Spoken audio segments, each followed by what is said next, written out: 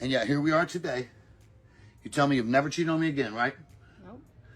And so today, you won't let me look in your phone. For what reason? Why? Because it's not your business. Right. It's not my business what's in your phone. We're married. We're actively together. You can have my phone anytime you want. You used to say I can have your phone anytime I want. That's what you used to say all the time. Now, all of a sudden, I showed up to her house unexpectedly, and I can't look in her phone today.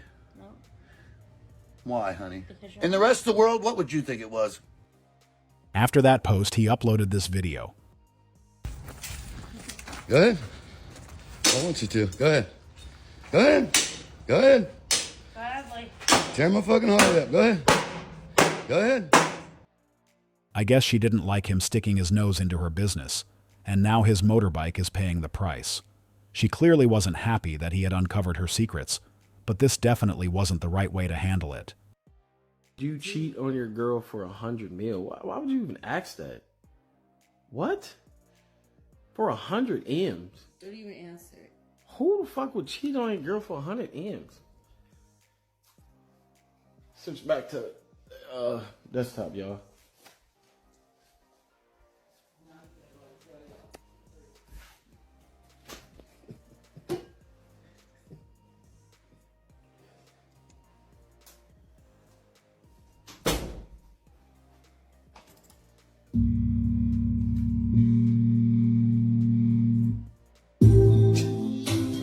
$10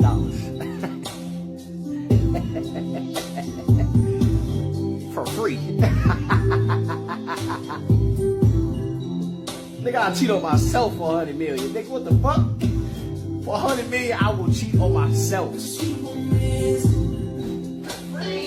Huh? For free? Considering that most people are doing it for free, it's not surprising that someone would accept money for it, and based on that amount, it became almost impossible to say no. Who would turn down that type of cash? I know for sure not many people would. This guy was even willing to cheat on himself for it. He is all in. I love you.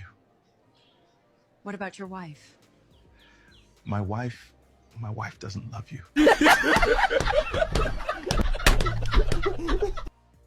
At least she knows for sure that sometimes he is honest. He didn't lie when he made that statement. This is what I'm willing to do, Laney. This is my wife, Laney. This is Eric. I love my wife. I want to be with my wife for life. There's nothing more in the world that I want than my wife. And I have moved my shit to Florida because you told me to. Now I'm telling you, you're telling me I keep leaving you and I'm not helping you fight for your kids. This is what I'm going to tell you right here on camera on video for you. I am willing to drive to Florida today, move everything back and pay all the thousands of dollars. You told me the truth about everything there is to know about you and the wrongs you've caused me. I've done the same. And yet here we are today. You tell me you've never cheated on me again, right? Nope. And so today, you won't let me look in your phone. For what reason? Why? Because it's not your business. Right. It's not my business what's in your phone. We're married. We're actively together. You can have my phone anytime you want. You used to say I can have your phone anytime I want. That's what you used to say all the time. Now, all of a sudden, I showed up to her house unexpectedly, and I can't look in her phone today. No.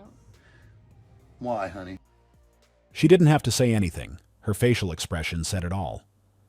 That's the look of someone who is hiding something. She didn't need to verbalize it. It was all said indirectly. In the rest of the world, what would you think it was? You're nuts. I'm nuts, I know. Really are. Because you don't want me to see that phone, I'm nuts. So anyway, this is what I'm willing to do. Give her 20 seconds, she'll be the most loyal wife ever, after deleting search history and chats. I had info my ex-wife was cheating on me, and she did this exact same thing 2 years ago when I asked to look at her phone. I divorced her and I am way happier single. Run fast and run far. As a woman, I'll tell you, run. Go with your gut 1000%. Sir, just leave. Keep your peace. It's more important for you and your kids. The look on her face says it all. The best thing to do when it gets to this point is to walk away. It's the most appropriate strategy to avoid all the drama this type of situation can bring. Her body language, along with her refusal to show her phone, clearly shows that he is correct. She knows the evidence is on that device, and her reaction says it all. It's basically a confession. No one who has nothing to hide would go to such lengths to keep their spouse from seeing their phone, and that alone should be enough for him to remove himself from that relationship. What's even more telling is that he mentioned she had already cheated. which means they've been through a similar situation in the past, and it looks like she never stopped. That's exactly why so many people choose to walk away the first time it happens.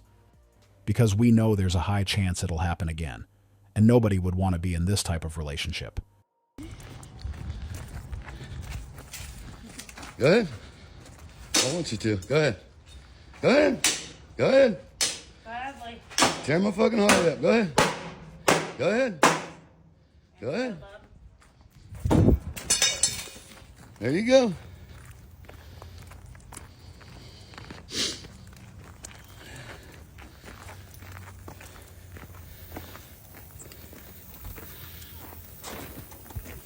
Feel better? Some people just don't know how to handle their problems, and that's exactly why we end up seeing scenes like this. Having issues in a relationship doesn't mean the kids should be dragged into that drama. Whatever they're dealing with could be resolved in so many other ways, and I know for a fact that destroying his property in front of their children isn't one of them. What does his motorbike even have to do with anything? I don't know why people make cheating so complicated. Like, if me and you are dating and I find out you've been cheating on me, I'm not going to be blowing up your phone, leaving voicemails like, how could you do me like that? Did I mean nothing to you? I'm not going to cry, I'm not going to beg, and I'm definitely not going to ask for an explanation. Like, it's not that deep. I'm just going to leave you, never speak to you again, and probably act like you don't exist anymore. Why do people even cheat? Just break up. Not complicated when dating, but complicated when married with kids and shared assets. It's actually not as easy. I'd literally have someone to tell me they aren't interested in me anymore rather than cheating on me. This is simply a mature way to handle this type of situation. I know a lot of people want answers. They want to understand why it happened, and some even want all the details, but that only adds unnecessary pain to something that's already hard enough to deal with. Like he said, there's no point in stressing over someone who chose to deal with the issue by looking for someone else. That choice says everything about who they are and how they handle things, and that's what really matters. I've seen people in the comments saying that it's not that complicated when it happens during dating, but it becomes a completely different story when they are married with kids. I get where they're coming from, but at the end of the day, when the other person has already made their decision, there's not much you can do. Once it reaches this point, you can only accept it for what it is and move on. If you're so pretty, why are you on Hinge? Why? What's the reason? Because there's some seriously pretty girls in the world, and the question I always have to ask myself is that if I look at your profile, why are you actually on Hinge? Because you're that pretty, you can pretty much go and get anyone you want. Yet why are you on this app? Like, it doesn't make any sense to me. It really doesn't. Like, there's no way dating can be that bad that you're on this app. It's impossible. There has to be some other reason for it. In this world, there's some seriously pretty girls. Like, we know this. TikTok is a good conglomerate of that as well. So my question, what reason do you have to be there? Like, this is the question that I've always asked, because I don't understand why. Like, what could be the reason? Your dating life can't be that bad. Surely men come up to you and ask you out. Like, what? That's a valid question, and I know for a fact that a lot of people wonder why certain women are even on dating apps. For many of them, it really just comes down to entertainment. It's something to scroll through when they're bored, or a quick way to get free attention and validation. That's just the reality of it, and it's exactly why guys who are genuinely looking for something serious should probably stay away from those apps. Because the chances of finding someone who wants the same thing are pretty slim, and it's just not worth wasting that much time. 36, single, and I wanted to address something that is said to me quite often, which is, you better hurry up, your time is running out, you better meet Mr. Perfect, you better have kids now before it gets too late. My rebuttal to that is, we don't live in the 1920s anymore. I can freeze my eggs. Science has advanced so much to where we can maintain our bodies, maintain our health.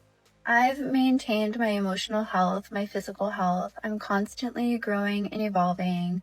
I'm well educated. I'm fairly well spoken. I stay on top of current events.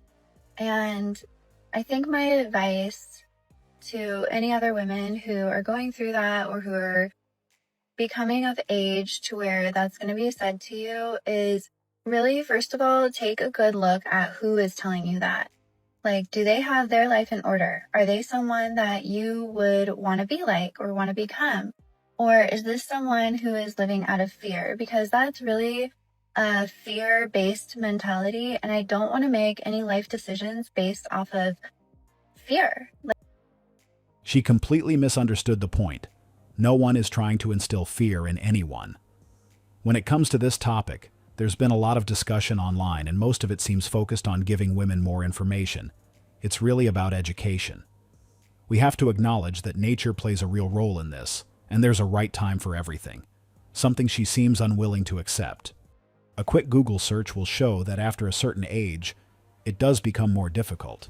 No one is saying it's impossible, but it certainly brings challenges that could have been avoided if it were addressed earlier. The problem is that some people believe they can ignore biology, but it's real, and anyone who wants to have children should take it seriously. Even the egg treatment she mentioned isn't as flawless as she made it sound, and that's another reality that shouldn't be overlooked. But at the end of the day, to each his own. Guys, don't get married, don't have children. I have a story for you. I was married for 14 years to my best friend in the whole wide world. We toured the country together. I was a drummer, he was a vocalist and guitarist, and we had a great life. Any mutual friends of ours, even here on TikTok, I know there are some, thought we were going to be together forever. Like, he was the humblest, sweetest, kindest man. He's literally given the shirt off his back to homeless people. Like, I loved this man so much. He was so wonderful. Until he changed. And boy, did he change. So fast forward, we're living our best life. It's wonderful. I decide, you know what? It's time to have kids. I'm 30 years old. It's time to have children. I think we were 10, 11 years in to our marriage, and things were going really well. We were stable, and I was like, hey, it's now or never. So we had our first child, my son. Don't get with these men. They ain't worth shit. They're not responsible, and they don't hold themselves to account. The video was about 10 minutes long, where she shared her life story and how her husband changed over time. Due to that experience, she's now advising other women to avoid marriage and having children, but I don't understand why some people feel the need to create this kind of content just because they had a bad experience in their relationship. The fact that things didn't work out for her doesn't mean everyone else should stay unmarried and childless. It's like telling people not to buy a car just because you got into an accident or had mechanical issues with the one you owned. We all know that analogy doesn't hold up. People drive differently, and cars themselves aren't all the same. So I really don't get the logic behind making such broad generalizations.